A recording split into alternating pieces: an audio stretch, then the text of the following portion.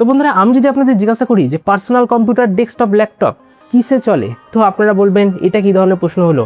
সবাই জানে ইলেকট্রিসিটিতে চলে, অর্থাৎ বিদ্যুৎ চলে। কিন্তু বন্ধুরা কী হবে আমি যদি আপনাদের বলি যে আগে এমন একটি কম্পিউটার ছিল যেটা জলে চলতো। হ্যাঁ বন্ধুরা, আপনি কি একটু অবাক হচ্ছেন? আমিও প্রথমে অবাক হয়েছিলাম, কিন্তু এটি ফ্যাক্ট। দেখুন বন্ধুরা, 1936 সালে রাশিয়া এমন একটি কম্পিউটার তৈরি করেছিল যেটা জলের সাহায্যে চলতো।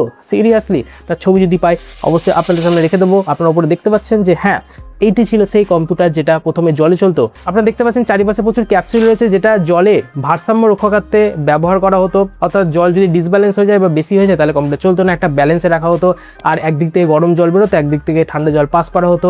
আর এইভাবে জলের মাধ্যমে কিন্তু কম্পিউটারকে ব্যবহার করা হতো। এখন প্রশ্ন হলো এই কম্পিউটার কী কাজে লাগবে? দেখুন বন্ধুরা, আপনারা যদি মনে করেন যে এই কম্পিউটার হেভি কোনো টাস্ক করতো, একদমই নয়। ছোটোখাটো ম্যাথামেটিক্যাল কোনো কনক্লুশন বা হয়তো অঙ্ক কষা বা ম্যাথামেটিক্স যে কোনো ধরনের ক্যালকুলেশনে হয়তো সেই যে কম্পিউটারটি সেটিকে ব্যবহার করা হতো। কিন্তু বন্ধুরা, এটা খুব ইন্টারেস্টিং ফ্যাক্ট যে 1936 সালে রাশিয়া এমন একটি কম্পিউটার তৈরি করেছিল যেটা জলে চলতো। তো বন্ধুরা, শুনে কেমন লাগলো? আমার তো বেশ ইন্টারেস্টিং লেগেছে। আর এই ধরনের ইন্টারেস্টিং ফ্যাক্ট ভবিষ্যতে জানতে হলো অবশ্যই চ্যানেলটিকে সাবস্ক্রাইব করতে পারে।